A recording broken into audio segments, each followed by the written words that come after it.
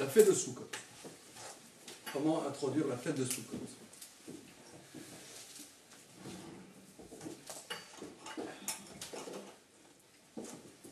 Tout d'abord, la fête de Sukkot a quelque chose de très particulier, en cela que si il y a des fêtes qui sont, je dirais, stricto juives, la fête de Sukkot, d'après notre tradition, est la fête universelle. Bien que, si des cultures ont copié pas mal de choses de notre tradition, ils n'ont pas gardé Sukkot. Alors ça va être ça un peu le sujet. Pourquoi ils n'ont pas gardé Sukkot? Par exemple, dans l'islam, ils ont pris beaucoup de choses. Par exemple, le ramadan. C'est quoi le ramadan? C'est un kippour à rallonge? C'est entre. Non, c'est les 40. Enfin, Il y a un lien avec Tisha B'Av, non? C'est quoi? C'est le mois d'Elul. C'est ça. C'est le mois d'Elul.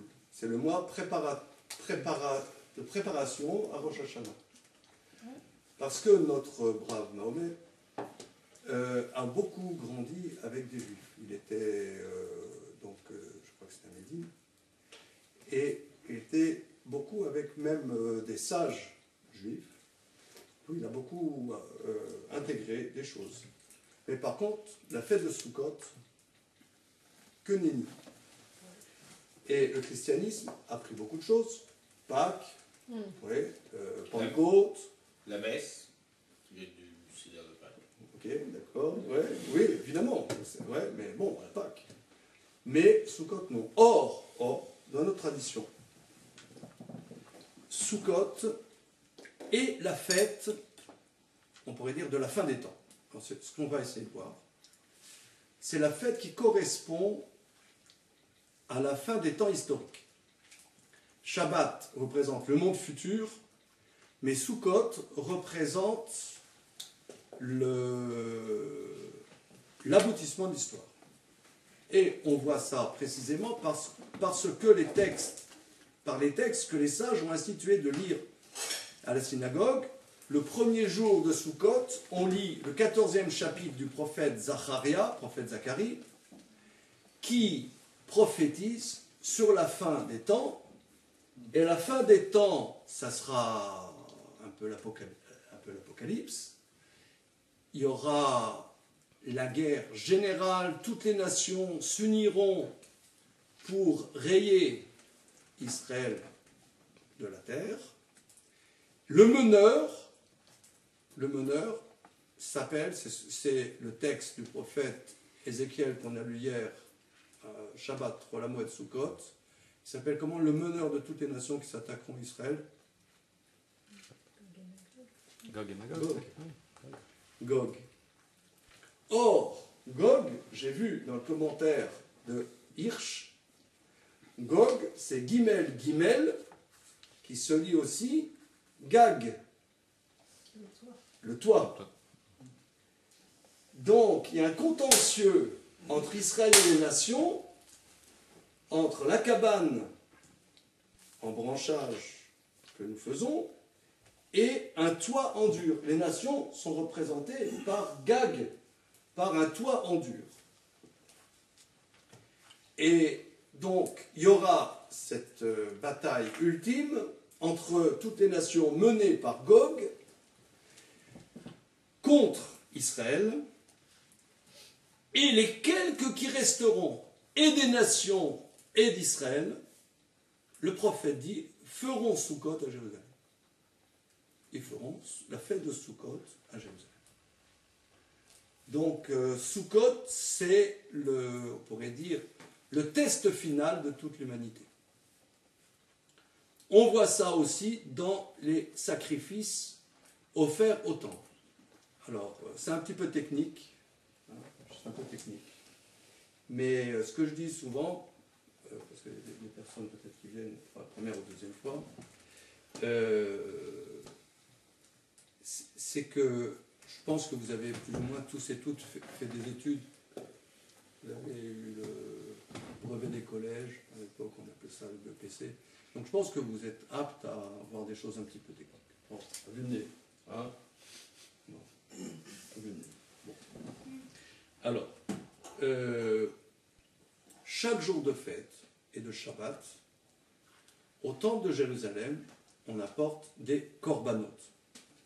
Alors, les corbanotes, en français, on traduit sacrifice. Mais je refuse de traduire ça par sacrifice. Ce sont des offrandes, en vérité.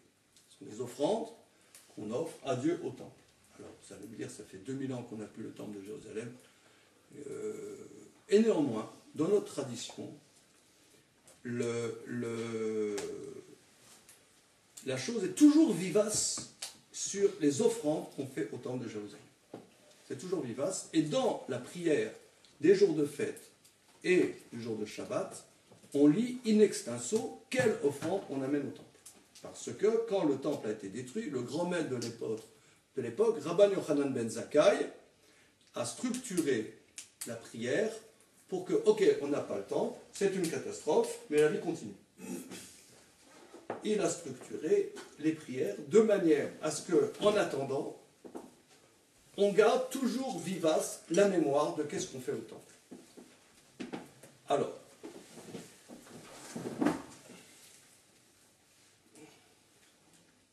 les offrandes au temple, en général, les jours de fête, c'est comme ça. On offre un taureau pour tout le peuple juif, un bélier et 7 agneaux. 7 agneaux. À Sukkot, il y a 7 jours de Sukkot. Le premier jour de Sukkot, on offre 13 taureaux, 2 béliers et 14 agneaux. Alors, moi, je demande à mes chers organisateurs de cours, là, si vous pouvez, un tableau, c'est super cool. Parce que c'est mieux quand c'est écrit, parce qu'il faut se souvenir. Donc, il y a le premier jour de Sukkot, 13 taureaux, 2 béliers et 14 agneaux. En général, les jours de fête, on amène, par exemple, à Rosh Hashanah, on amène un taureau, un bélier et 7 agneaux. Alors pourquoi tout d'un coup, le premier jour de Sukkot, on passe de 1 taureau à 13 taureaux, de 1 bélier à 2 béliers et de 7 agneaux à 14 agneaux. Le deuxième jour de Sukkot, c'est pas 13, c'est 12. Le troisième jour de Sukkot, c'est ni 13 ni 12, mais c'est 11. Et ça va, les taureaux, en signe dégressif, jusqu'au 7e jour de Sukkot, où on offre 7 taureaux. Alors vous allez me dire quelque chose que je peux concevoir, que vous en avez strictement rien à faire. Hein? Je pense que... On a noté. Je pense que ce n'est pas votre préoccupation première. Alors, le jeu est de voir en quoi c'est absolument fondamental. En quoi c'est de notre vie qu'il s'agit. Hein? C'est ça le truc. Alors, je prends encore le commentaire de Hirsch. Rav Shimshon Raphaël Hirsch était un grand maître qui était à Francfort-sur-le-Main au XIXe siècle. Et il est décédé, si je ne m'abuse, en 1888 à Francfort-sur-le-Main. Donc c'était un très très très grand maître de notre tradition. Il a fait un commentaire absolument sublime sur la Torah en allemand. Donc l'original c'est en allemand. Je vous conseille, si vous parlez allemand, l'allemand classique. Ça a été traduit au début du XIXe siècle en anglais. Et il y a une quarantaine d'années, ça a été traduit en ivrite. Et c'est le fondateur du judaïsme de modernité, c'est le premier qui a dit que le judaïsme religieux était compatible avec la modernité. Ça n'engage que M. Veil. Ouais, je ne sais pas qu'est-ce qu'il veut dire avec ça. Mais... non, avec la question. Bon, regarde, c'est pas le cœur du sujet parce qu'on pourrait faire une étude sur qu'est-ce qu'a apporté Hirsch. Ça, c'est très, très important, mais c'est pas le. On est d'accord. Bien. Alors, en tout cas, le commentaire de Hirsch, là où il est particulièrement sublime, c'est dans l'explication des sacrifices des corbanotes. Alors, on va essayer, je vais essayer de vous rapporter ce que dit Hirsch sur ce sujet.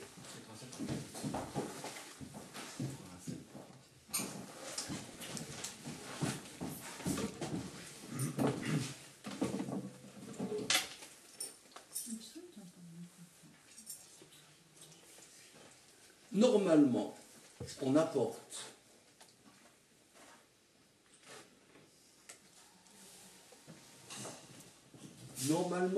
apporte les jours de fête un taureau, un bélier, 7 agneaux. À Sukkot, le premier jour, on amène 13 taureaux, 2 béliers, 14 agneaux. Ça signifie que les sacrifices sont doublés.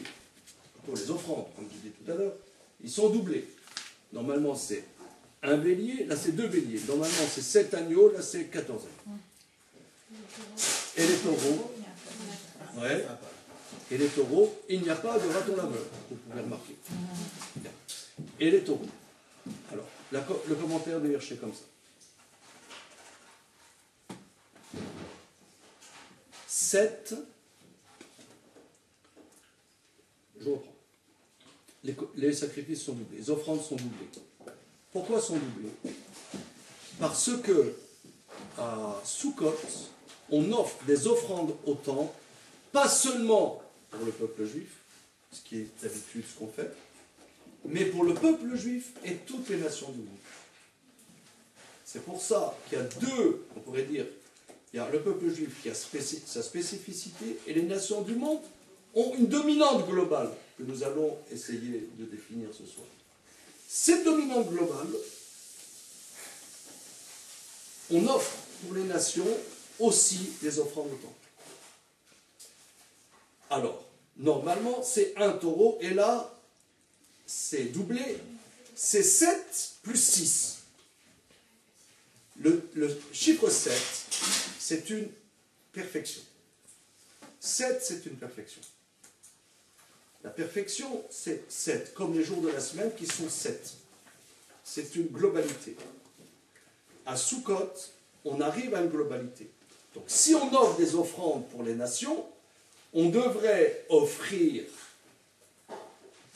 à Sukkot, le premier jour, 7 plus 7, 14 taureaux. Pourquoi 7 plus 6? C'est ce que nous allons voir. Suspense. 7 plus 6. On va essayer de voir. Alors, pour répondre à cette question, à part ça, pour ceux qui veulent une analyse textuelle serrée dans le texte,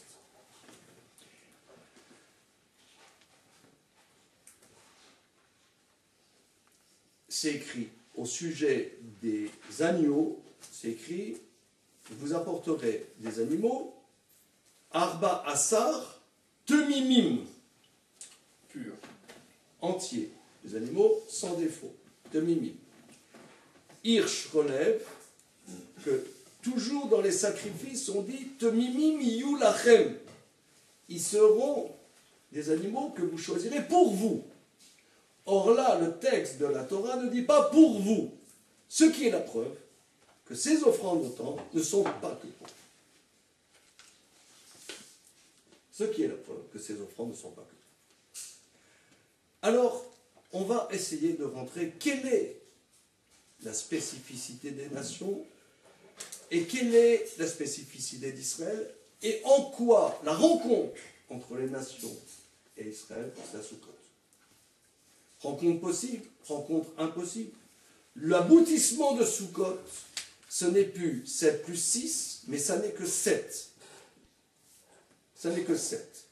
C'est comme s'il y avait quelque chose qui s'est épuré, pendant Sukkot, et qui arrive à une perfection. Pas 2 fois une perfection, 7 plus 7, mais 7. Alors, pour cela, on va faire un travail en amont. Ouais, donc, un peu comme d'habitude, on oublie ces questions, et on va voir quelque chose qui est strictement rien à voir. C'est bon? Non, rien à voir. Ok. Alors, la première occurrence du terme Sukkot dans la Torah se trouve au sujet de la rencontre entre Jacob et Ésaü. Il y a 2 frères jumeaux, et on voit souvent dans la Torah beaucoup de problèmes avec la gémellité, et ça traverse toute la Torah, les frères jumeaux, et le premier frère jumeau de la Torah, c'est Jacob, Ésaü, Jacob et Esav. Et on va voir des versets dans la rencontre entre Jacob et Esav, dans la paracha de Vaïshlar. Alors j'ai fait le début, j'ai pas fait des photocopies. S'il y en a qui veulent en français, là il est en français, là il est aussi en français, si vous voulez.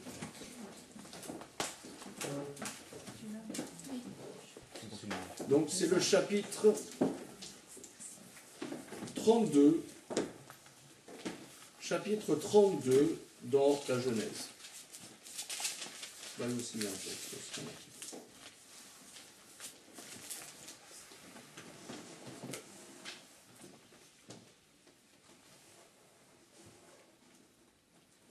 Alors, qu'est-ce qui se passe? Vous savez que Jacob a acheté le droit d'aînesse de son frère. Le premier qui est sorti du ventre de sa maman, c'est Ésaü, Esav, et donc a priori, c'est l'aîné. Donc, Esav revient du champ, le verset dit, il était absolument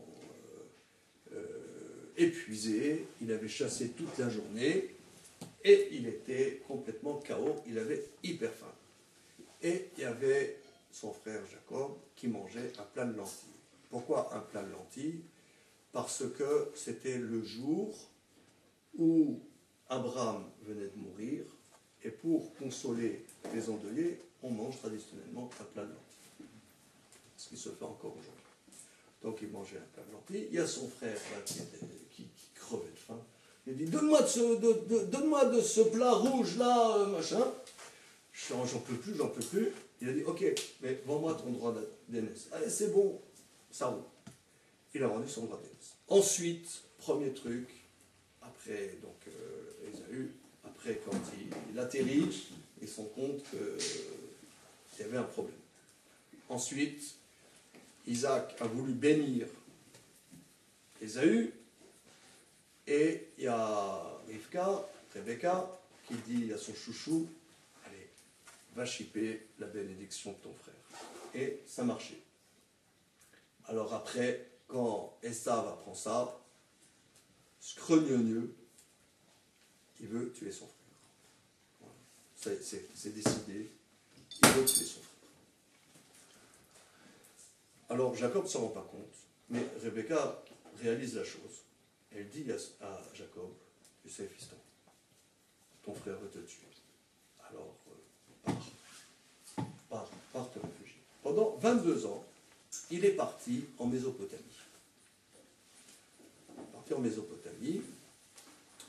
Où il s'est marié, et il a épousé Rachel, Léa, Bila, Zilpa. Qui les 4, en vérité, étaient des filles de Laban. Les 4 étaient des filles de Laban. Zilpa et Bila aussi. Elles sont appelées servantes parce que c'était des filles, des concubines de Laban. Mais c'était des filles de Laban. Okay. Au bout de 22 ans, Dieu dit à Jacob, retourne en terre de Canaan. Retour en terre de Canaan, mais c'est mignon tout ça. Il y a son frangin qui veut le tuer. Dieu lui dit, je te protégerai. Je te protégerai. Entre-temps, il a eu 11 fils et une fille. 11 fils et une fille. Ok. Et au début, donc de la parasha de Vaïshlach, les versets disent que Jacob envoie des émissaires pour voir comment ça se passe. Parce que, voilà. Donc, je vous lis les versets. Donc, c'est le chapitre 32 dans la Genèse, la Mekbeth dans Bereshit. Vaïshlar Yaakov Malachim le Fanav et les Sav Achim. Donc, qu'est-ce qu'on va voir ici?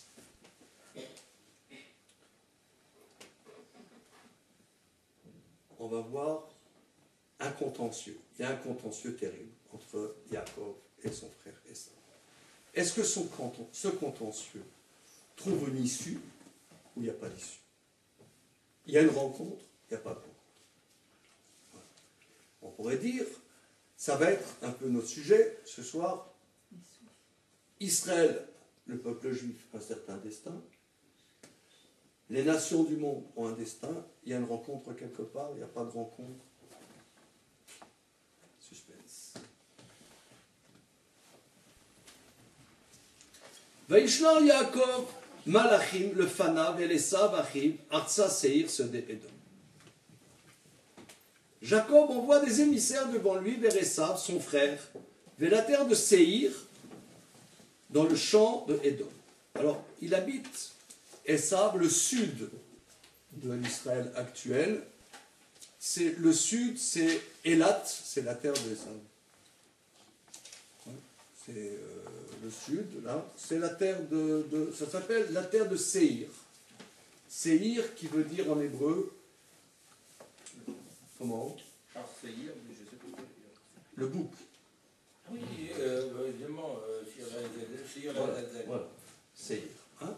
La terre de Seir, la terre du bouc. Voilà. Le champ de Édom, Édom qui est un surnom de Ézéchiel. Ok, donc il envoie des émissaires pour voir qu'est-ce qui se passe. Et les émissaires reviennent. Le verset Vav, je vous le lis. Vayashuvu malachim el Yaakov les morts, banu el achicha el Esav, vegam oler likratera ve'arba meot ish imo. Les émissaires reviennent vers Jacob en disant: nous sommes venus voir ton frère pour voir comment ça, dans quelle disposition il se trouve. Et d'ailleurs, il vient à ta rencontre avec 400 hommes.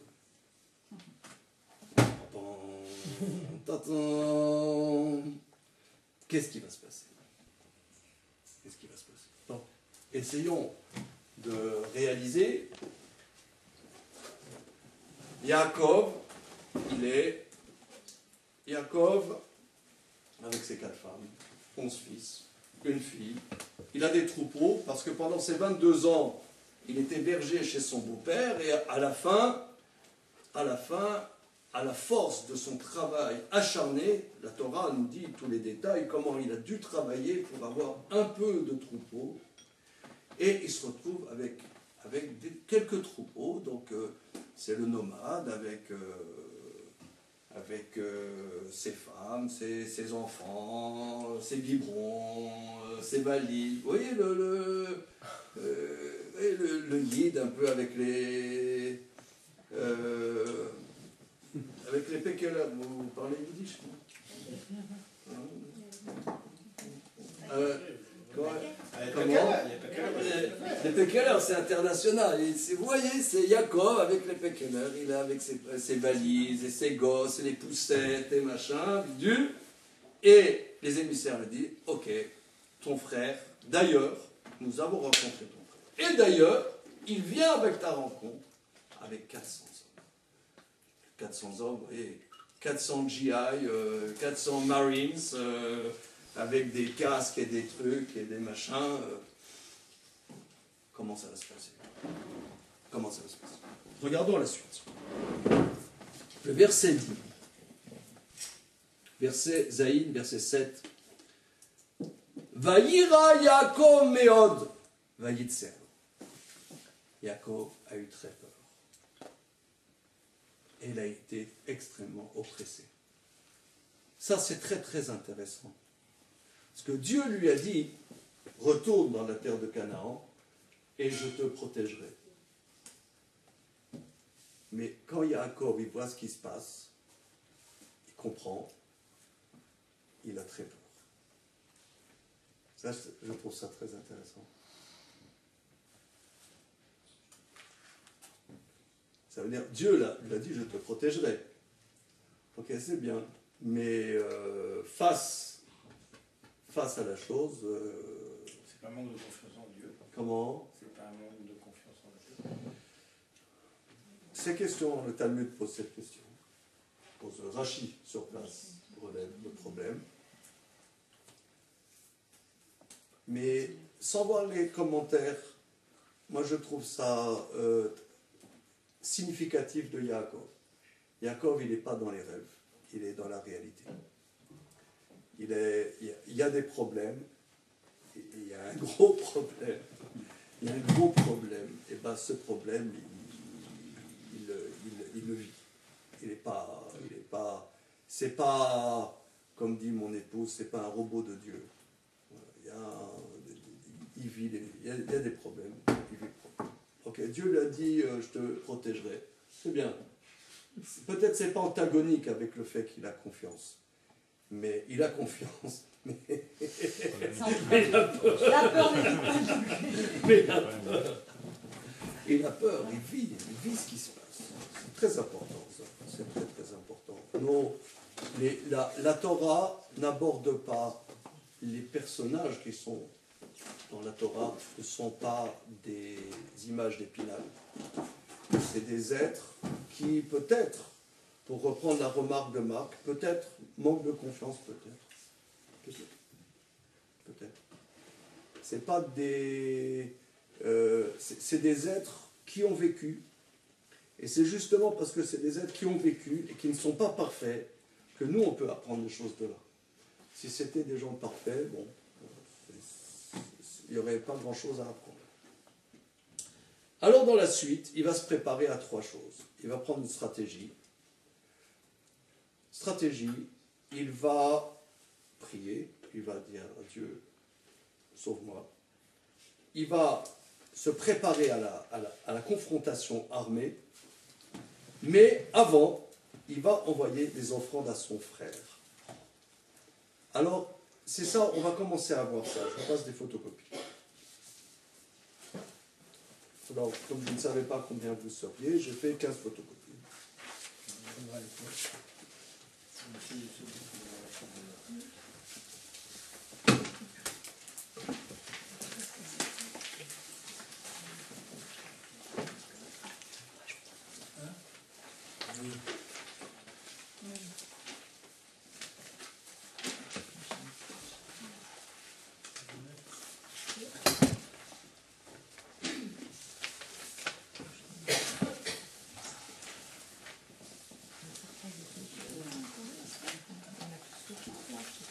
Alors, le verset Yud-Bet, C'est la plus.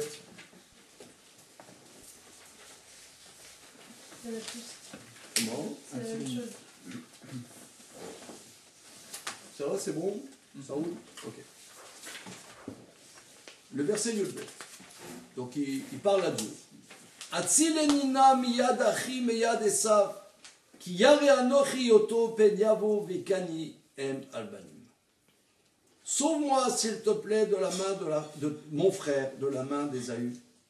Ki yare anochi yoto, car j'ai très peur de lui. Pen av yavo vikani em albanim, de peur qu'il ne vienne et me frappe, mère avec les enfants. Ve'ata marta etiv etivimar vesamti et zaracha kechol hayam asher lo yisaper merov. Et tu m'as dit que tu me feras des bienfaits et je mettrai ta descendance comme le sable de la mer que l'on ne pourra pas compter tellement ils sont nombreux. Donc il reprend les promesses de Dieu.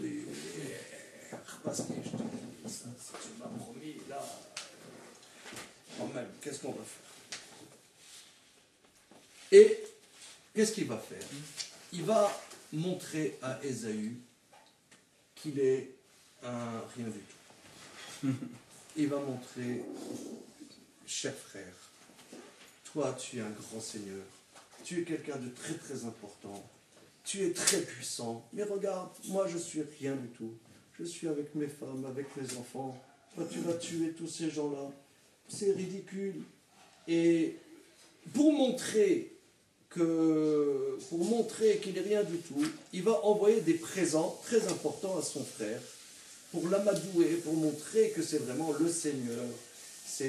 Je fais acte d'être vassal de toi, et toi tu es mon Seigneur. Il va lui envoyer plein des cadeaux et des troupeaux pour montrer, je te donne tout, et je suis rien du tout. Et nos sages disent que quand on est agressé en exil, on ne doit pas provoquer ceux qui veulent nous tuer. On ne doit pas les provoquer. On doit faire acte de faire. C'est, je dirais, presque contre-nationaliste. On doit montrer qu'on est un peu des... je suis désolé, la langue yiddish va très très bien avec ça. C'est une langue qui a été pétrie sur le côté misérabiliste. Il y a un mot qui est en yiddish qui veut dire le pauvre type, c'est le neighbor. Ouais. Le neighbor, il doit montrer qu'il a un neighbor, qu'il a rien du tout. Oui, oh, qui suis-je, machin, je suis un petit vide pour toi. Et c'est quelque chose qui laisse réfléchir, parce que qui laisse réfléchir de manière profonde, parce que souvent la politique israélienne ou des institutions juives est souvent une attitude provocatrice. Bibi Netanyahou ne m'a pas demandé mon avis, mais pendant des années, aujourd'hui c'est pas tellement à l'ordre du jour en Moyen-Orient, il y a peut-être d'autres urgences. Mais pendant des années, ils ont dit les Iraniens, on va les mater, on va faire une attaque, s'ils continuent à faire ce qu'ils font, une attaque en Iran. Ça laisse réfléchir de manière traditionnelle, est-ce que c'est la bonne manière? Peut-être que si on voit ce qui est écrit ici, peut-être que l'attitude serait de dire comment le grand pays de la Perse, tradition millénaire, grande puissance, qui est une puissance avec tellement de richesses, comment vous pouvez penser que nous sommes des gens négatifs? On n'est rien du tout, on n'a aucune ressource, on n'est des rien du tout, un petit pays de rien, quand vous êtes vraiment un pays avec des monuments, avec une richesse, avec une culture extraordinaire, quand nous, en vérité, c'est rien du tout. C'est dommage de nous en vouloir. On ne représente rien, c'est dommage, même pour vous, franchement, de vous attaquer à nous, c'est vraiment dommage. On dit gourmiche. On n'est rien du tout et vous voulez vous attaquer à nous, c'est dommage. Et c'est ce que Esav, je lance là un peu le truc, traditionnellement, les maîtres du Talmud, Nachmanide sur place dit que toujours, il faut, quand on est en exil, et quand il y a des gens qui veulent nous tuer, il ne faut pas perdre le nord. D'ailleurs, plus haut, Jacob est prêt à se battre, mais il tient un discours pas provocateur. Pas provocateur. Ça laisse aussi réfléchir. Actuellement, il y a un discours officiel en Israël de faire monter tous les juifs français en Israël. On peut se poser aussi si ce n'est pas un langage provocateur. Parce qu'en attendant que des gens aillent habiter en Israël, c'est peut-être très bien, mais tenir un langage officiel là-dessus, qu'en vérité, on vit ici. Je veux dire, donc ça laisse réfléchir. C'est peut-être une provocation. Bon, je laisse. Point de suspension. Et nous, on ne répond pas. Point de suspension. Voilà. Et on peut être prudent quand il se suspense. Ça, on est d'accord. C'est-à-dire dire qu'il n'y a pas d'avenir. On peut penser, je ne sais pas s'il y a de l'avenir pour les Juifs en France. Personnellement, je n'ai pas d'opinion là-dessus. J'ai pas d'opinion.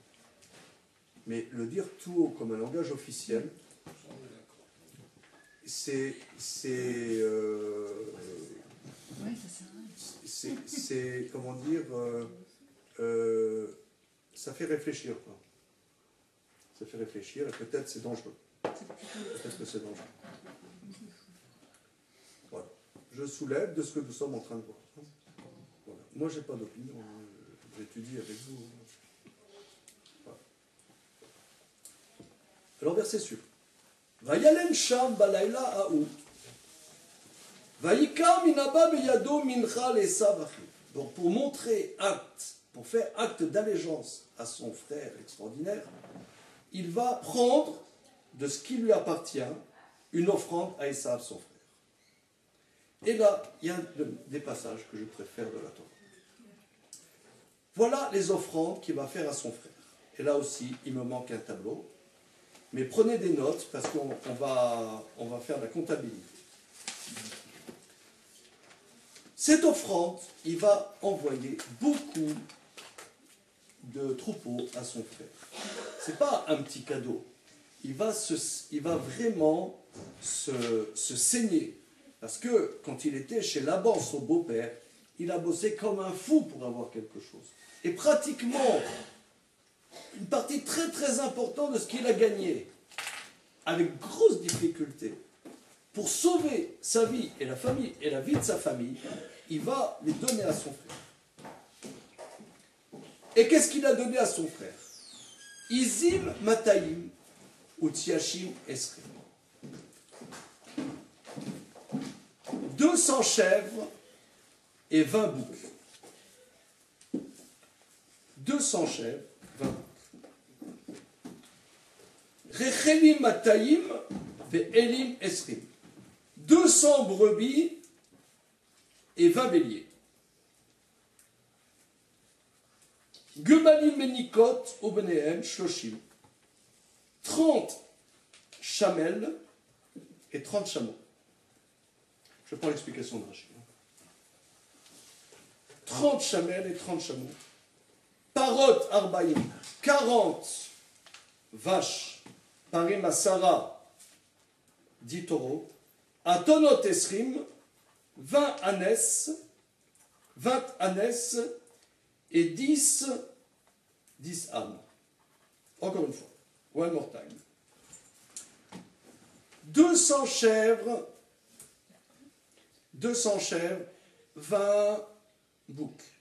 200 brebis, 20 béliers. Donc ça veut dire, il y a un bouc pour 10 chèvres, un bélier pour 10 brebis. Gemalimikot, les chamelles, 30 chamelles et 30 chameaux, donc un chameau, une chamelle. Shloshim parot, parot arbaïm, 40 vaches et 10 taureaux, donc un taureau et 4 vaches, un âne et 2 ânesses. Okay. Enfin, au total, ça fait beaucoup. Alors, vous allez me dire, qu'est-ce qu'on s'en fout de là? Alors, Rashi, il y a un long Rashi qui dit que notre tradition apprend beaucoup de choses de là. Une petite seconde. Je vais vous passer une photocopie d'une Mishnah dans le traité Ktubot. Je comprends pas, le Gemalim, les Nikot, le DM Shloshim, c'est. Oui, alors Rashi explique, alors la traduction, vous avez tout à fait raison. C'est écrit 30 chamelles qui allaitent, et leurs petits. Shloshim, 30 et 30 petits. Mais Rashi rapporte la tradition qui nous explique que les chameaux et les chamelles sont très pudiques dans leurs relations sexuelles. Et comme ils sont très pudiques, le verset ne met pas d'allusion à une coexistence entre les chameaux et les chamelles. C'est pour ça qu'ils disent leur petit, en vérité, c'est les chameaux. C'est bizarre, c'est le sujet. C'est le sujet. On y arrive. Alors regardez, je vous ai fait une photocopie d'une Mishnah du 5e chapitre du traité Ktubot. C'est comme ça. À Ona Amora Batora. J'ai pris une version avec les voyelles pour faciliter. À Ona Amora Batora. De quoi s'agit-il?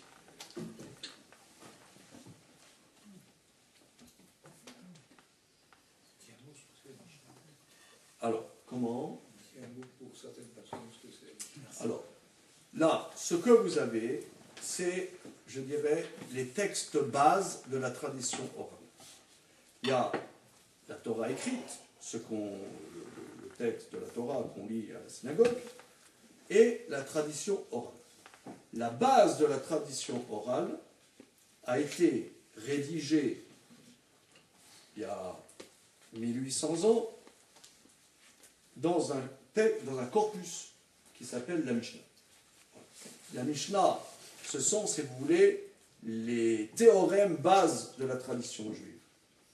Ensuite, ça a été développé, les raisonnements sont développés dans ce qu'on appelle le Talmud. Mais la Mishnah, c'est, on pourrait dire, les théorèmes fondamentaux. Alors, lorsque, dans la tradition, un homme se marie, un homme épouse une femme, dans la tradition juive, il a 3 obligations d'après la Torah. Un mari, je ne veux pas faire des problèmes dans les ménages, hein, c'est une étude, c'est pas un psychodrame, hein, que les choses soient claires. Bon. Mais bon, c'est une étude, il faut prendre la distance pour pouvoir étudier. Hein. Bien. Ne sortez pas les tomates pourries, les œufs pourris. Voilà. Alors, quand un homme se marie dans la tradition juive, il a 3 obligations. Si vous allez souvent dans un mariage juif, le rabbin dit « Cher Khatan », oui, tu as 3 obligations. L'obligation de nourrir ton épouse, de vêtir ton épouse et de choyer ton épouse. Comme ça, ils disent les rabbins. Comment choyer, on ne sait pas ce que ça veut dire. Ouais. Alors, qu'est-ce que ça veut dire choyer? Qu'est-ce que ça veut dire choyer? C'est quoi? C'est aller au resto? Qu'est-ce que ça veut dire? Choyer son épouse. Du plaisir. Comment? De lui donner du plaisir. Alors, c'est très bien. C'est dans le sujet. Oui, c'est dans le sujet. Mais la base de la tradition orale, c'est du juridique. Parce que donner du plaisir, c'est très bien, c'est très mignon, mais c'est pas juridique. La base de notre tradition, c'est du droit. Oui. Alors, la Mishnah, c'est la base légale, si vous voulez. Alors, concrètement, un mari a l'obligation d'avoir des relations intimes avec son épouse de manière régulière. Ça veut dire qu'il se marie, alors au début c'est charmant, et puis après le mec il n'est jamais là le soir, c'est une faute. C'est une faute. C'est une faute. Bon. Bien. Alors, la Mishnah nous rapporte que ça dépend de l'activité professionnelle au moment du mariage. Si par exemple, alors c'est ça ce que la Mishnah va dire. Alors, à Ona Amora Batora. La régularité. Alors, le terme Ona, je vous dis dans quelle page ça se trouve, parce que comme c'est un sujet absolument fondamental, avec l'aide d'Akadosh Baruch Hu, l'aide de Dieu, j'ai explosé ce sujet, qui est absolument fondamental, au sujet de l'obligation de Ona, tous les détails, page 173. Voilà. Mais c'est pas le cœur du sujet, c'est le sujet, mais toutes les nuances ont été analysées. Là, je ne veux pas aborder toutes les nuances. Je vais traduire le terme Ona dans le sens simple. Dans le texte je donne une autre traduction au bout de plusieurs pages. Mais ce n'est pas le cas. Ona, c'est-à-dire, c'est la régularité. C'est pas le plaisir. Très bien. Non, pas du tout, non, non. Ah oui, on a des la saisons, saison. Ouais, c'est saison, régularité. Hmm. La Ona dont on parle dans la Torah, la régularité dont il est question dans la Torah, à Ona, Amora Batorah. La régularité dont on parle dans la Torah. Alors, Atayalim Bechol Yom. Là, attachez vos ceintures, pas vos ceintures de chasteté, mais ça décolle. Atayalim Bechol Yom. Tayalim, c'est-à dire, est-ce que vous parlez vite, Taillage, je connais pas. les taïels. Le taillage, Ah, c'est Le voyageur. Les promeneurs, les promeneurs ont une obligation quotidienne à l'égard de leur épouse. Ouais, je savais ça. En fait, c'est les oisifs, en fait. C'est les les promeneurs, oisifs, tout ça. c'est quelqu'un. Ceux ça veut dire, qui se promènent, mais qui est oisif, c'est ça. Ça veut qui dire- fait un On travail. dirait les chômeurs. non, plutôt les rentiers. Ouais. ministre actif. Ouais, voilà, les chômeurs, ils doivent au moins pointer à Pôle emploi. Mais là, donc ils ont un peu des soucis quand même. Ils sont dans la recherche d'emploi. Alors, une fois, il y a un mec qui me dit, qu'est-ce que tu fais en ce moment? Je suis dans la recherche. Bon, pas mal. Il dit, mais quel domaine? C'est vaste la recherche d'emploi. Alors, en tout cas, quoi qu'il en soit, ici les Tayalim, donc la traduction, c'est les promeneurs. La Mishnah est écrite en hébreu, hein. C'est de l'hébreu. Et on dit les taillis plutôt en hébreu moderne. Les taillis. Non, mais Bartolora, il dit qu'ils n'ont pas de travail particulier. Voilà, ce sont, le Talmud analyse ça, dans le traité Ktubot, ce sont des rentiers, des gens qui ont de quoi vivre, et alors là, c'est très... Moi j'enseigne ça à des jeunes qui vont se marier, parce que bon, la spécialité de notre yeshiva, c'est des jeunes, je dirais, entre 18 et le mariage, souvent c'est comme ça, parce qu'ils sont souvent, ils sont internes chez nous, donc ils dégagent quand ils se marient. Donc, avant le mariage, j'étudie avec eux. Ici, il y a quelque chose de très profond quand on dit à Tayalim Bechol Yom. C'est vrai que ça pousse un peu à rigoler. Mais je pense que non. Ça montre que, comme la tradition juive considère un couple, c'est une proximité invraisemblable. On voit ici, c'est vrai que ça paraît un peu bizarre. S'il a du fric et sans rien faire, c'est chaque jour. Bon, on va dire, bon, il peut peut-être aller au cinoche ou aller au bowling ou je ne sais pas quoi. Ici, on ne parle pas d'une obligation. On parle que juridiquement, il se doit à l'égard de son épouse. Voilà. Mais ça montre, en tout cas, que la proximité entre un homme et sa femme, entre la femme et son mari, est d'une très grande proximité. Un couple, c'est deux êtres très très proches. Je vais peut-être, je ne sais pas si vous êtes des grands enfants, hein, ça va, tout va bien. Il y a un passage dans le Talmud, Daf Yud Gimel, dans le traité Shabbat, que j'enseigne aussi souvent aux jeunes qui vont se marier. Dans nos traditions, lorsqu'une femme a ses règles, elle a un statut de nida. Tant qu'elle n'est pas allée au bain rituel, il n'y a pas de cohabitation entre le mari et sa femme. Bien. Alors, le Talmud pose la question, pendant cette période où la cohabitation n'est pas permise, tant qu'elle n'est pas allée au bain rituel, est-ce que, alors, chez les juifs observants, les couples ont deux lits pendant cette période. Ils ont deux lits pendant cette période. Après, quand ils se retrouvent, bon, ils vont dans le même lit. Mais pendant cette période, ils ont deux. Mais le Talmud pose la question, ça c'est la conclusion légale, comment ça se passe aujourd'hui. Mais le Talmud dit peut-être que ça suffirait, écoutez bien, peut-être que ça suffirait que lui soit dans son pyjama et elle dans sa chemise de nuit. Plutôt que de séparer les lits, c'est Oui.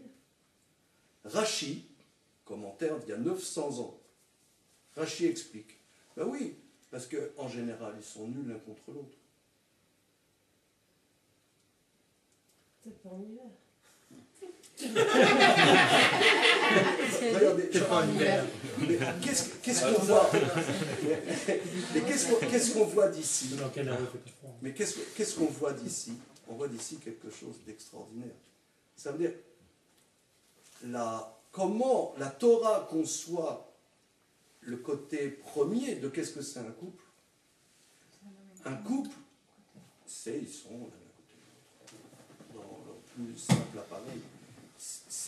Donc mettre déjà ce signe serait déjà un signe distinctif qu'on ne va pas plus loin pendant cette période. Le Talmud finalement répond que non, ça ne suffit pas. Mais en tout cas, l'idée de fond, on le voit ici dans cette Mishnah. C'est une proximité très forte. À telle enseigne que si on ne bosse pas, eh ben, ce serait presque normal qu'il y ait une vie intime tous les soirs. Ça c'est les Tanya. Maintenant, à Pohalim. Les Pohalim, ce sont ceux qui bossent. Alors, ceux qui bossent. Pohalim, c'est les ouvriers. Oui, les ouvriers, c'est-à-dire les salariés. À Pohalim, on va expliquer un peu plus. Shtaim et Shabbat, 2 fois par semaine. Le Shabbat. Non, Shtaim et Shabbat. Shabbat, c'est la semaine. 2 fois par semaine. Ça, c'est au niveau juridique. Maintenant, ensuite, il y a l'imagination au pouvoir. Mais ça, c'est au niveau juridique. La moyenne nationale. Comment? C'est la moyenne nationale. Ah oui.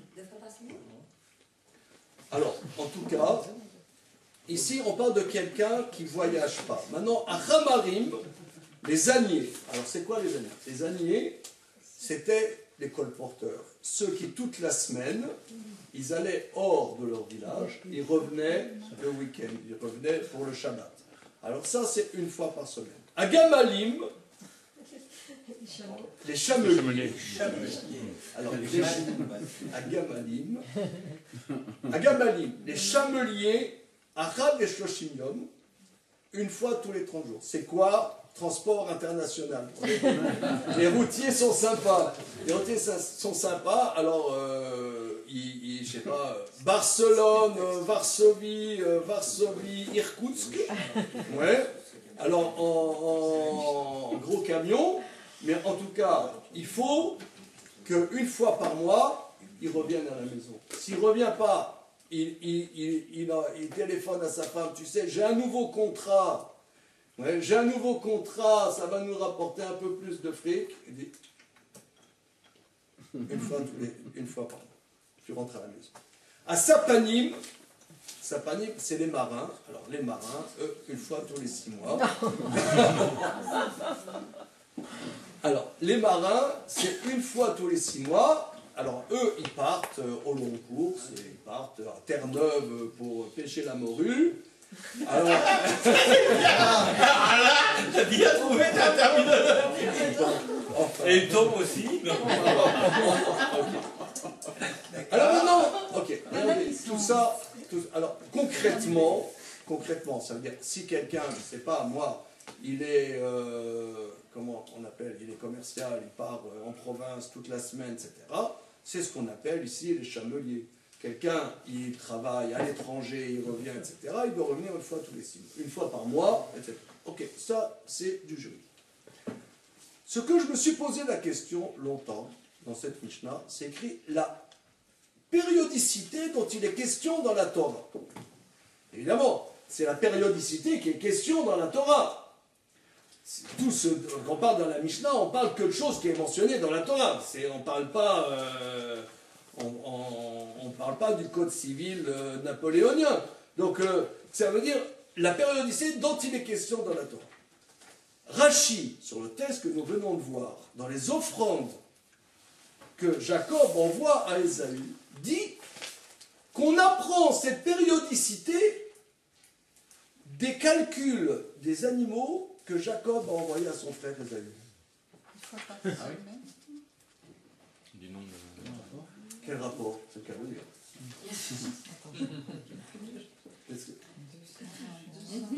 Les proportions, non c'est Ah ça, bah quand t'es... Mais le chameau qui chale, Quand t'es... Alors. Non, attends. Rachi sur place, hein, donc C'est les proportions entre mâles et femelles, Rachid- c'est ça c'est les rapports de proportions entre Rachi mâles et femelles. était Quand tu travailles est un avec des ces plus grands maîtres de animaux-là, notre tradition. Non, Il était à je Troyes, comprends que en quand Champagne, au XIe siècle. Là, c'est 1 sur 4. Troyes, en Champagne, au XIe siècle, et il a fait un travail absolument unique, prodigieux. Il analyse cette question. Je ne vais pas rentrer dans tous les détails. Grosso modo, l'analyse est la suivante. Qu'il y a plusieurs sortes d'animaux qu'envoie Jacob à Ésaü. Il y a les premiers animaux, les chèvres, les boucs, les brebis et les béliers. Ce sont des animaux, c'est les taïalim. Les taïalim, ça ils foutent rien. Ils broutent toute la journée, ils sont dans les champs, ils font rien. Je veux dire, Ça, c'est pour ça qu'il y avait un bouc pour 200 chèvres. comment? C'est pour ça qu'il y avait un bouc pour 200 chèvres. c'est ça. Alors, c'est pour ça qu'il y a un bouc, Pour 10, Un un pour bouc 10, pour oui. 10 chèvres. Ouais, donc c'est ça. un bouc pour 10 chèvres. Ah, regardez, là, ça va être très profond. Ah oui. Là, Exactement, Rachid. là, ça va être absolument sublime. Ça, c'est vraiment, pour moi, c'est l'étude de la Torah.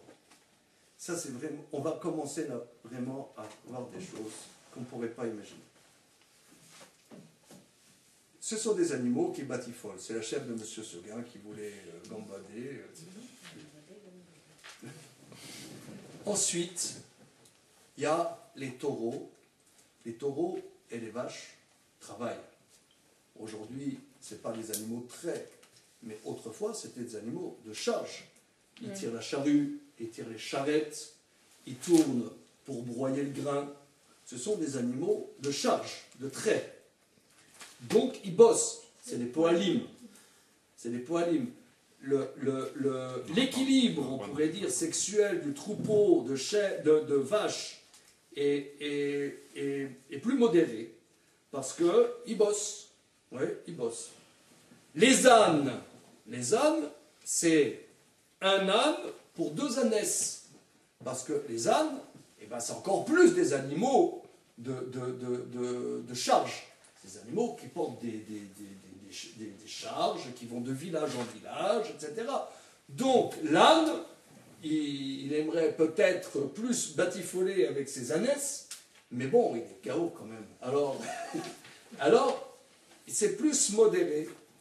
Les chameaux, ce sont des animaux qui travaillent. Bon, je n'ai pas tellement l'expérience de vivre avec des chameaux, mais on voit d'ici que les chameaux traversent le désert de Gobi. C'est des animaux, alors là, c'est le travail de force. Ça, c'est comme, si vous voulez, les marins. Voilà. Donc, un chameau avec une chameau. Alors, le Midrash, rapporté par le commentaire de Rachid, dit que nous apprenons le rythme moyen d'équilibre du couple des animaux que Jacob envoie à Ésaü au moment où il veut amadouer son frère qui vient le buter avec 400 hommes armés. Comment on apprend d'abord de la vie des animaux? Ouais, quand j'étais gosse, il y avait une émission à la télé, c'est avec la vie des animaux. Ouais, la vie des animaux, il y avait une musique un peu originale, la vie des animaux. Comment on apprend de la vie des animaux? D'abord, du rythme, de l'équilibre du couple. Qu'est-ce que c'est ce délire mental? Simplement, ce que tu as dit quand même, c'est que Rachi rapporte le Midrash, c'est-à-dire que la source sur cette explication que tu donnes est bien antérieure à Rachi. Alors, elle remonte à... Très bien. Elle monte du Sinaï. C'est-à-dire que la Ona Amora Batora, l'origine de ça, la base de la Mishnah vient du Sinaï. Que quand c'est écrit dans la Torah que le mari, quand il se marie, il a l'obligation de choyer, mais de manière un peu plus juridique, précise, son épouse, c'est-à-dire de s'occuper, de prendre du temps avec son épouse, et plus si affinité. Donc, c'est cadré, on l'apprend de ce moment incroyable et de la vie des animaux. Qu'est-ce que c'est ce truc? Alors, à vous de jouer. Et après, qu'est-ce que ça va avoir avec Sukkot? On y arrivera, j'ai pas oublié.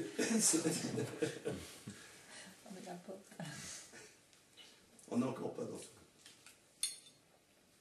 Comment on peut apprendre ça de là, machin? Qu'est-ce que ça va avec les cadeaux aussi Non, mais à son frère? Est-ce qu'il y a un message dans les cadeaux qu'il fait à son frère? Oui, oui. Qu'est-ce qu'il veut lui signifier par là? Il veut lui envoyer ces cadeaux qui ont un rapport avec la... Ça veut dire, qu'est-ce qu'il fait Jacob? Il envoie des troupeaux, parce que 200 chèvres et 20 boucs, c'est meumeux. Hein, c'est quand même conséquent. 200 chèvres, 200 brebis, 20 béliers, mais on dirait qu'il fait attention que ces animaux ne se battent pas. Ça veut dire qu'il y ait un équilibre, qu'ils ne soient pas... si vous voulez, on pourrait penser, parce que ses richesses à Jacob sont limitées. C'est un nomade. C'est un nomade. Il y a les sédentaires et les nomades. Toujours dans la Torah, il y a cette bagarre constante. Caïn et Abel. Vous voyez, Caïn était agriculteur et Abel était aussi pâtre. Donc il y a... Est-ce que vous avez lu le livre, un livre alors, qui m'a vraiment, excusez-moi l'expression, shooté? Une fois j'étais dans un avion, pendant les 4 heures de l'avion, je lisais le livre suivant. Le siècle juif. Comment il s'appelle le pape? Le siècle juif aux éditions de la Découverte, je ne me souviens plus le nom, c'est un nom russe, un chef-d'œuvre. Sur le siècle juif, sur le XXe siècle, il décrypte tout le XXe siècle, avec cette thématique aussi du nomadisme que nous représentons à l'intérieur des nations. Et donc je lisais ce livre, et pendant tout le voyage de revenant d'Israël, il y a, en sortant de l'avion, il y a monsieur le rabbin, mais qu'est-ce que vous avez lu comme ça? Vous n'avez pas le nez de tout le voyage. C'est un livre absolument shootant que je vous conseille. Le nom de l'auteur m'échappe. Je l'ai sur Google, là, si vous voulez. C'est Oui. Yuri Zletsky. Extraordinaire. Philippe, tu n'as pas lu? Non. Ah, Il n'y a plus de place. C'est vrai que là, on est vraiment. Tu n'as pas lu le siècle juif de Yuri Zletsky? Je suis étonné. Hein? Première erreur. Mais c'est rattrapable. Voilà. Philippe, Alors, Bli Neder, je te l'offre en cadeau pour l'hospitalité que tu fais. Voilà, je te fais ce bouquin. Il est vraiment sublime. En tout cas, quoi qu'il en soit, ici, on voit Jacob, c'est un nomade. Il arrive avec ses troupeaux. Alors, on pourrait imaginer qu'il veut amadouer son frère. Il donne plein de fric, plein de troupeaux. En vrac, 200 chèvres, 200 béliers, 200 machins. L'essentiel, c'est qu'il voit qu'il a donné beaucoup et qu'il montre qu'il est vraiment un pauvre type et qu'il a peur. Mais il lui envoie un écosystème stable.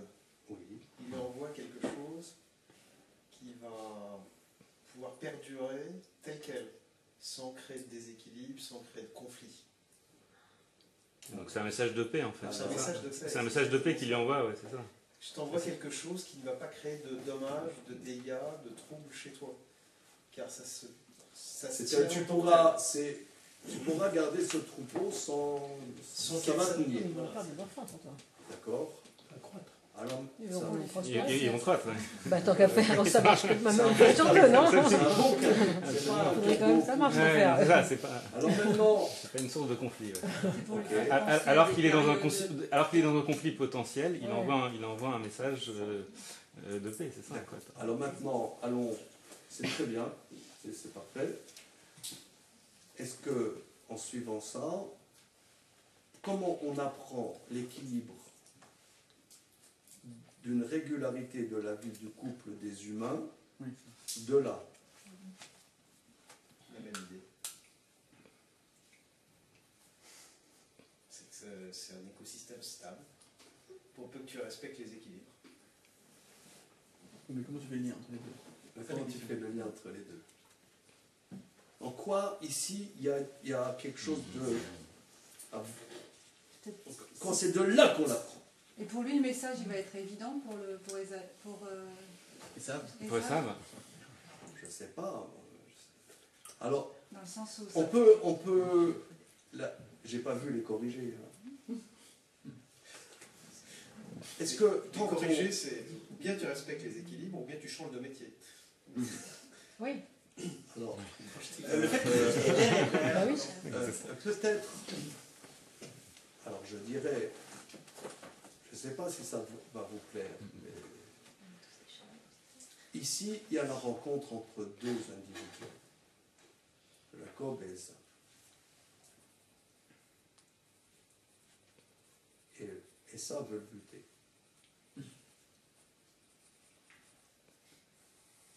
Peut-être serait-ce la parabole aussi, quelque part, d'une rencontre entre un homme et une femme.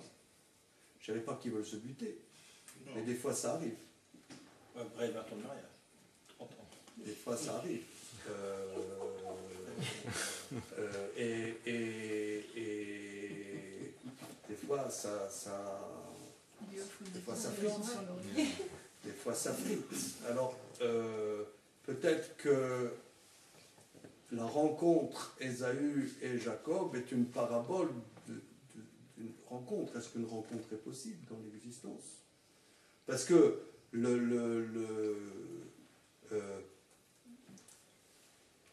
l'amour à la romantique, il y a deux types d'amour. Il y a un homme, une femme, tabadabada, tabadabada. C'est des gens qui ne vivent pas ensemble au long cours.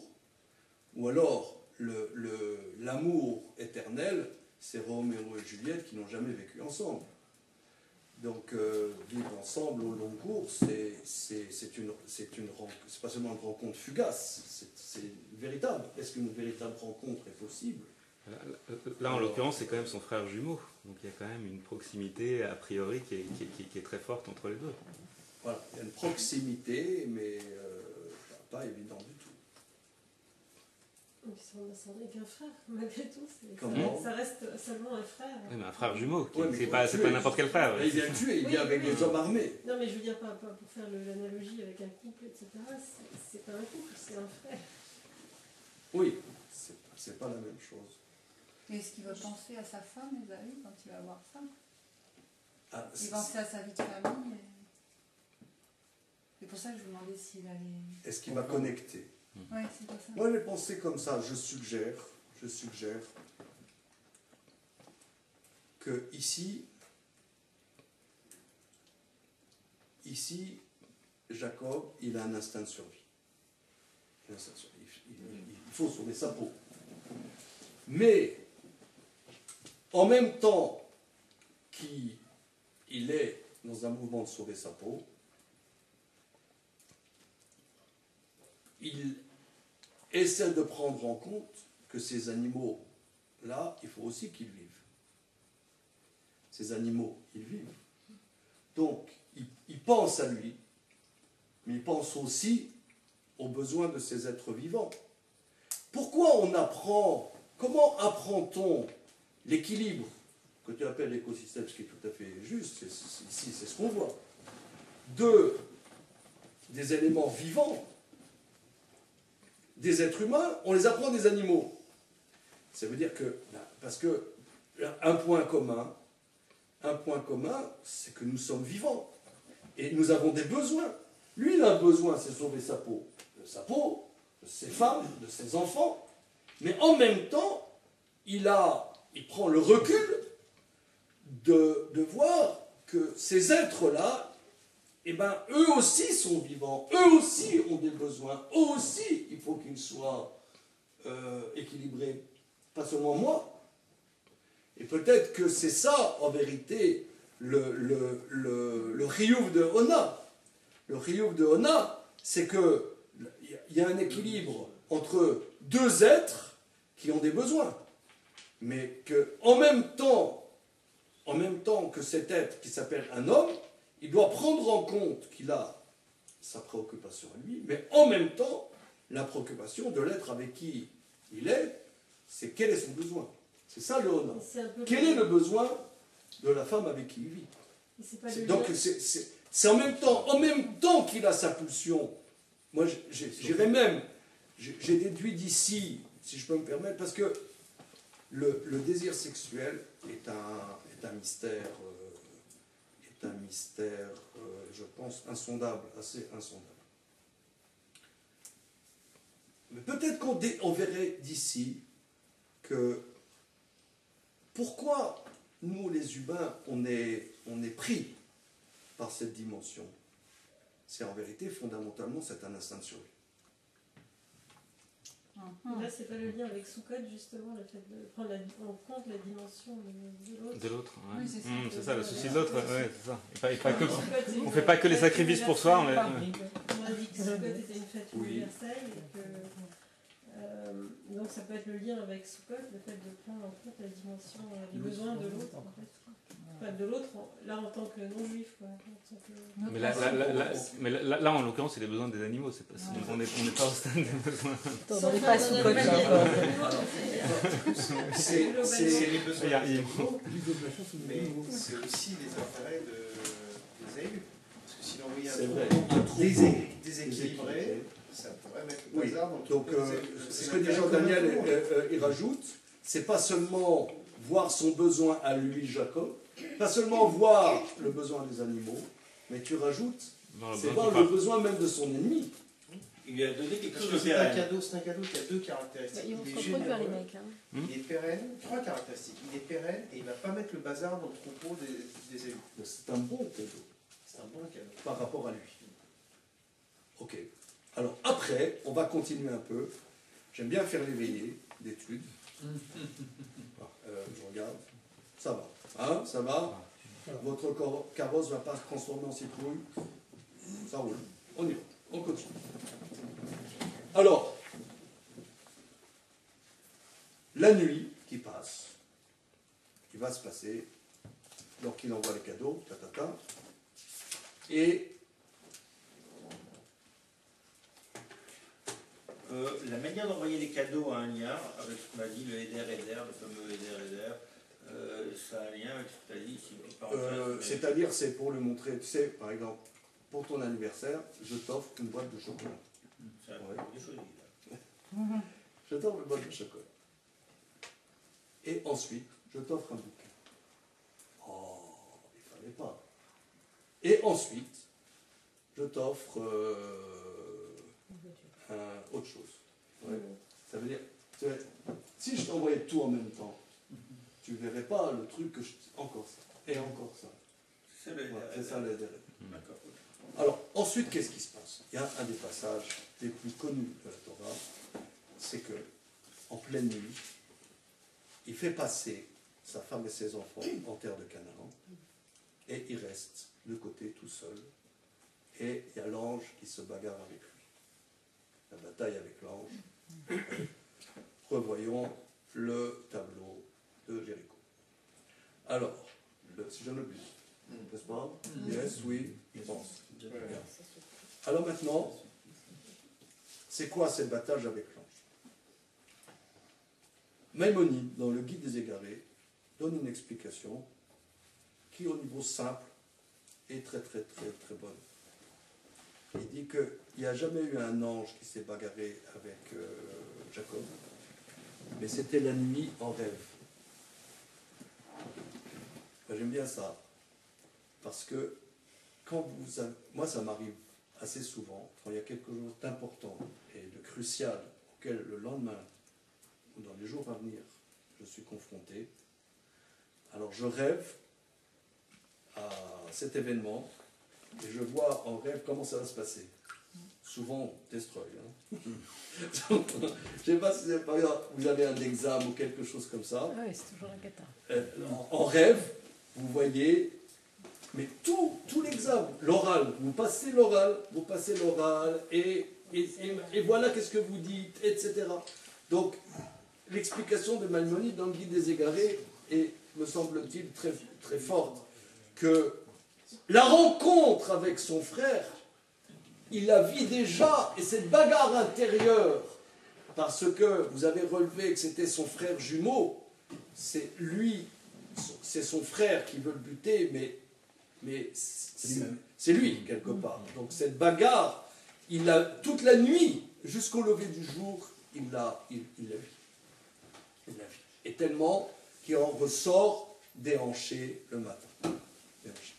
Il y a d'autres explications, évidemment, mais on peut donner cette explication de Maïmonide qui me semble-t-il puissante. Ensuite... Enfin, ce qui est quand même bizarre, là je suis vraiment d'accord, parce qu'il y a quand même cette notion de... enfin, s'il avait fait... Si le rêve, la bataille avec l'ange avait été un rêve, il en est quand même sorti... pas boiteux. Il a été touché à la hanche de manière violente. C'est vrai. Donc c'est plus que ça. Ouais, enfin, bon, là c'est... Okay. Alors, ouais. Ensuite, je vous passe une photocopie sur la suite. Alors, suspense, qu'est-ce qui va se passer?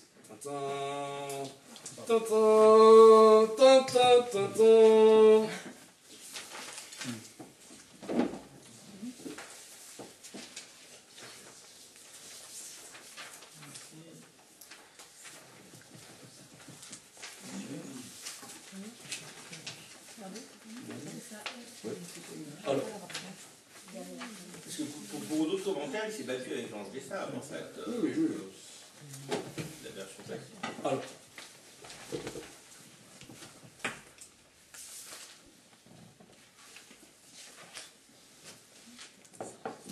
le chapitre 33, chapitre Lamed Gimel, verset Aleph. C'est encore pas dans là, hein, parce que ça faisait trop de photocopies, je n'ai pas photocopié tout. Hein. Alors, chapitre 33, verset 1, chapitre Lamed Gimel, verset Aleph. Le lendemain matin, le verset extraordinaire. Vaïssa Yaakov Enav, Vayar, Vine Esav Ba, Vimo Arba Meot Ish. Yaakov lève les yeux, et voilà Esav qui avance, et avec lui 400 hommes.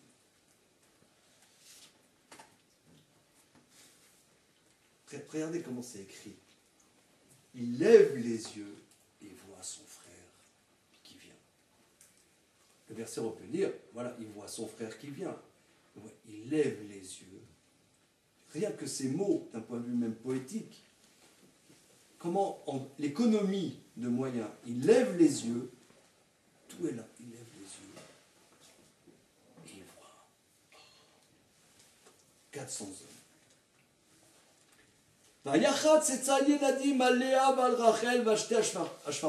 Il met les enfants respectifs avec leur maman.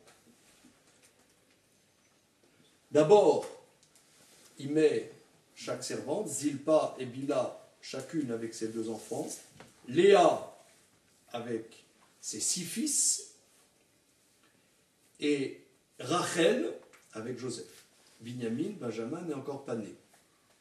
On ne parle pas de Dina, ça c'est un vaste sujet. Dina, la seule fille, disparue de la circulation. Rachi relève, il a planqué Dina dans une valise. Parce qu'il ne voulait pas que ce salaud, il chie sa fille. Et les autres, c'est pas grave. Comment? Les autres, c'est pas grave. C'était que des fils. Non, mais ils peuvent se battre, mais... Bon, c'est un vaste sujet. Pourquoi il a planqué Dina? Okay. En tout cas, il a planqué Dina. C'est le thème du prochain sujet. Pourquoi a-t-il planqué Dina? Pourquoi c'est un bon film, ça. Et il passe, comment? Il ne veut pas qu'il enlève sa fille. Ouais, hein. et puis il veut pas non plus il dit elle est mignonne ta fille, dis-moi, je savais pas, je croyais qu'elle était bébé, tu vois. Il a une piètre opinion de son frère. Très piètre opinion de son frère. Les sages disent que là, il a perdu un point. Là, Jacob, c'était... Si vous voulez, pendant ces 22 ans, ils se sont fait tous les deux un cinéma. Il se fait un cinéma de son frère. C'est une abstraction, son frère. Il passe devant. Alors, voilà. Maintenant, regardez. Verset guillemets, dans la photocopie que je vous ai passée.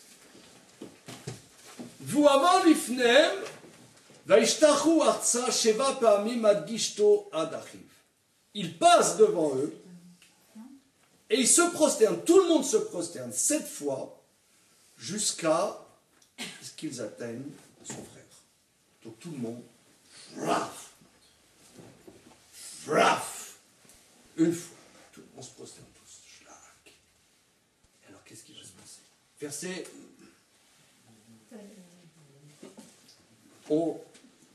verset d'Alet. Vayarot sesam likrato, veichapkeu, vaipol al tsavarav, vaishakeu, vaifkou. Esav court, il le serre contre lui. Il le serre contre lui. Il l'embrasse, il tombe sur son cou, il l'embrasse et il pleure. Il pleure au pluriel.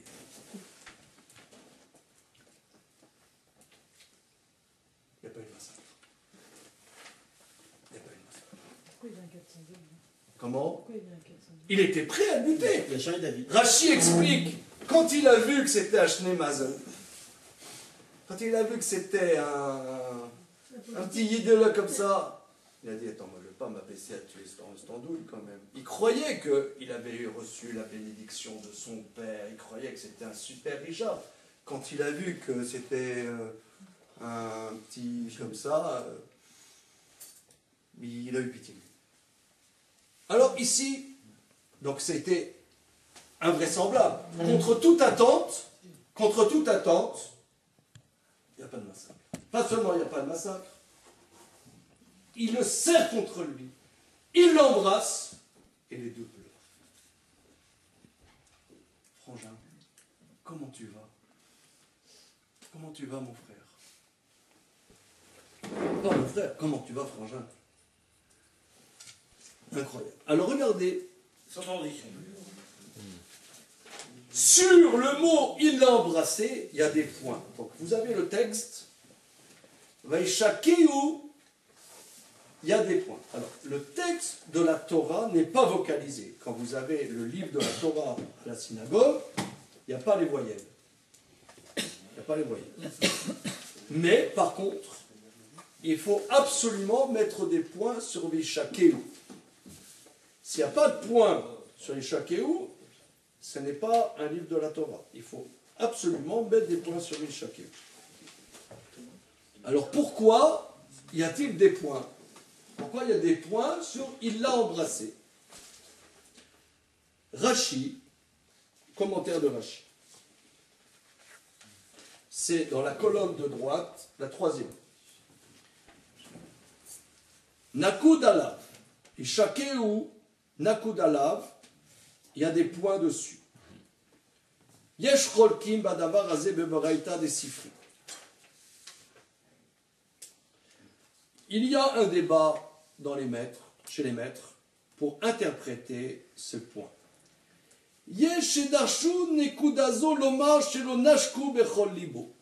Certains expliquent que ces points nous disent il l'a embrassé, Pas de manière sincère.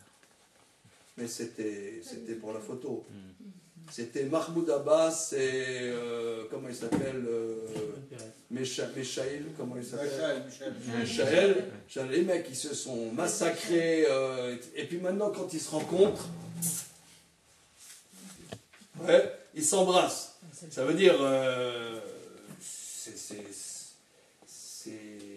c'est du pipeau, quoi.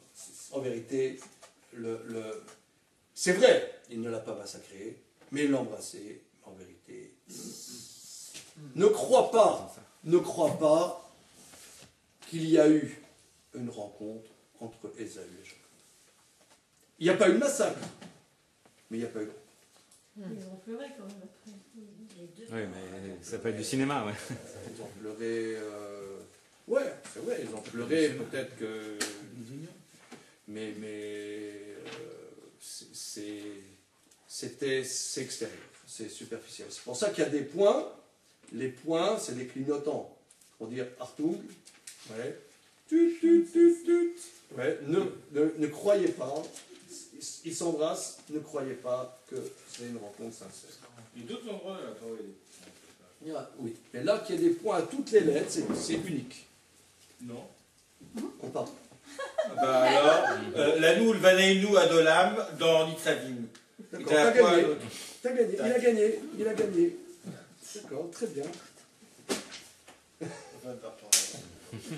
Ok, Razak. Alors, ça c'est le première opinion. Première opinion, en vérité, cette opinion est déprimante. C'est parce que si on voit avec un peu de recul, on a dit un peu tout à l'heure que c'était une genre de parabole des rencontres humaines. Est-ce qu'il peut y avoir des rencontres? Est-ce que des rencontres sont possibles? Ou alors, c'est des rencontres d'intérêt? Est-ce que vraiment il y a des échanges entre individus? Point de suspension. Alors, ici, la première thèse, c'est du pipeau.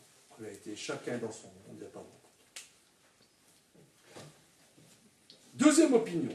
Rabbi Shimon Bar Yochai Omer. Amar Rabbi Shimon Bar Yochai, Halacha I, Beyadua Shesav Soné le Yaakov. Sache que c'est une loi immuable. Ésaü haït son frère. C'est une loi immuable. Ésaü haït son frère. Et là, mais à cet instant, il a eu pitié de son frère et il l'a embrassé de tout son cœur. Il l'a embrassé de tout son cœur. Sache, c'est pas parce qu'il l'a embrassé de tout son cœur que ça change quelque chose quant à leur relation. C'est un peu l'amour et la haine aussi. Il aime, puis finalement il l'aime. Voilà. Mais c'est pas... Il y a une dimension d'amour véritable, mais c'est pas parce qu'il y a une dimension d'amour véritable que ça préfigure du futur qu'il l'aimera. Il l'haïra, mais il l'aime.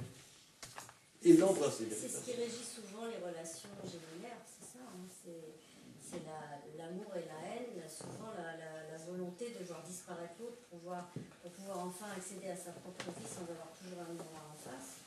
Et à la fois, ils ne peuvent pas se passer l'un de l'autre, et à la fois, souvent, ils fantasment de supprimer l'un de l'autre. Oui. Il y a une semaine, j'étais à Lyon dans un restaurant cachère avec mes parents. C'était intéressant. Et là-bas, il y avait la dame qui servait, elle n'avait pas l'air contente du tout. Une dame d'un certain âge. Bon, on était les derniers clients avec mes parents. Là. Alors bon, avec mon père, on a bien discuté, on a dit, qu'est-ce qu'il y a madame? Le patron, c'est son frère jumeau. Il a 60 piges, hein, environ, hein, peut-être plus que 60, 61, 62. J'en ai marre. C'était très très impressionnant. C'était impressionnant ce que vous dites. Elle était coincée. J'aimerais arrêter ce travail, mais je ne peux pas arrêter ce travail. Il faudra bien un jour que j'arrête. Elle nous a dit, elle s'est confiée. C'est la seule jumelle du patron du resto. Mais c'est pas, ils n'ont pas 20 ans. Il était coincé. C'est terrible. Et donc là, il l'a embrassé de tout son cœur. Sache, les points, c'est-à-dire, c'est comme on dirait en français, c'est ponctuel. Ponctuel. Et ponctuellement, il y a une relation sincère d'amour. Mais ça ne prévisage pas que demain, il ne faudra pas le tuer. Sache. Il me semble que là, il y a quelque chose de très, très important, parce que cette rencontre entre Esav et Jacob, entre Ésaü et Jacob, c'est dans notre tradition un peu, Ésaü représente l'Occident et Jacob le peuple juif. Donc, il y a une attirance et une répulsion constante. D'un côté, une fascination, et quand parfois vous avez des mouvements extraordinaires de prosélytisme, on se dit « Ah, c'est extraordinaire ». Mais ça ne préfigure pas qu'après, ça va être les grandes retrouvailles extraordinaires. Non, c'est possible. Moi, quand j'étais gosse, j'ai souffert de prosélytisme. Prosélytisme. Il y en a qui ont souffert d'antisémitisme. Moi, j'ai souffert de prosélytisme. J'étais à Nancy, à l'école Victor Hugo. Ça ne s'invente pas. Hein. École Victor Hugo à Nancy. Et on était, je pense qu'à l'école primaire, CM2, on était au gymnase, au vestiaire du gymnase. J'ai toujours été le plus nul en gym. Vraiment une catastrophe. Bon, pourquoi? C'est pas le sujet principal ce soir. Bien que ça soit intéressant, mais bon. En tout cas, le prof de gym, devant tous les gosses, il a dit, vous voyez Zizek? Prof de gym, il a dit, vous voyez Zizek? Eh bien, il est juif. Et c'est les juifs qui ont apporté la lumière dans nos pays. Grâce aux juifs. Mais je sais pas, le prof de gym. Moi j'étais là, je mettais mon survêtement. Vous avez une licence de gym du coup? J'étais le prof de gym, je sais pas. Je pense que mon père était accoucheur, comme il y en a dans cette salle qui le savent. Je pense que madame prof de gym a dû être comment dire, patiente de mon père. Alors, je ne sais pas comment, mais même comment il pouvait savoir le prof de gym que j'étais juif. Je ne sais pas du tout, comme encore aujourd'hui, je ne sais pas. Il est parti. C'est étrange, parce que ça ne se voit pas. Mais il est parti dans un truc, et les juifs vont apporter l'intelligence et machin. Mais j'étais comme ça. Et il y a fascination. Fascination, des fois exprimée, une fascination exprimée, mais cette fascination ne préfigure pas forcément d'une constance. Ponctuelle. C'est ponctuel, c'est ce qui est écrit. Mais me semble-t-il que dans ce passage qui parle de rencontres, peut-être que les rencontres entre individus ne sont que ponctuelles.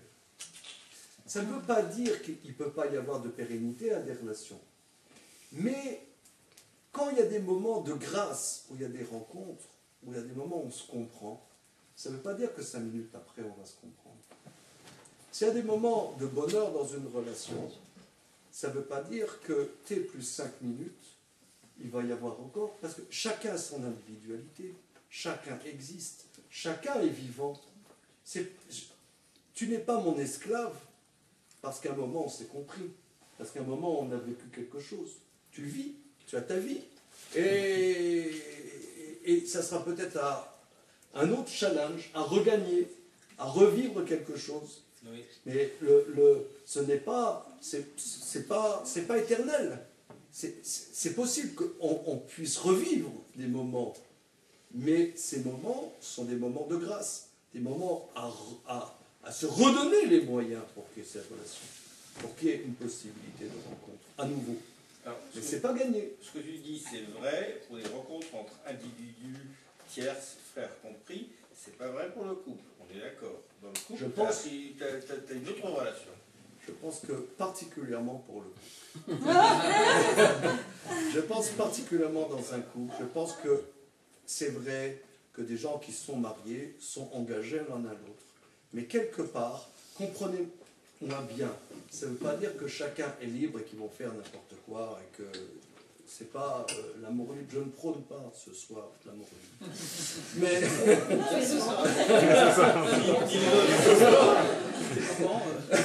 mais par contre, que chacun soit libre à l'intérieur du couple, oui. C'est pas parce qu'il y a des rencontres que alors on est figé. Nous sommes des êtres vivants. Nous sommes vivants. Chacun est vivant. Et lui et elle sont vivants. Et que ça ne préfigure pas forcément que alors ça y est. On verra. Ça sera peut-être. C'est pour ça qu'il y a dans Ona, il y a une régularité. C'est parce que c'est des choses qui se vivent et ce qu'on vit, on vit ça à des moments. T plus 1, on ne sait pas. On va voir ce qu'on va vivre.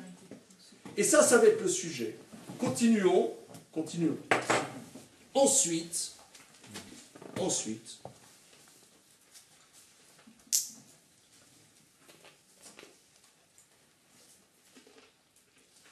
alors, d'abord, Esav, il dit, dis-moi, tu m'as envoyé trop. Moi, j'ai beaucoup.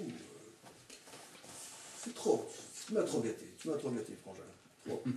Voilà, le verset Yud. Verset tête. Vayomer Esav, Yeshlicha, Yeshli Rav Achi, Yelecha Asherlach. J'ai beaucoup, mon frère. Garde ce que tu as. Vayomer Yaakov, Alna. Alors, c'est très long. Il dit Yeshli Kol, j'ai tout. Non, je ne perds rien en te donnant. Garde. Donc, là, c'est très très important. Ésaü dit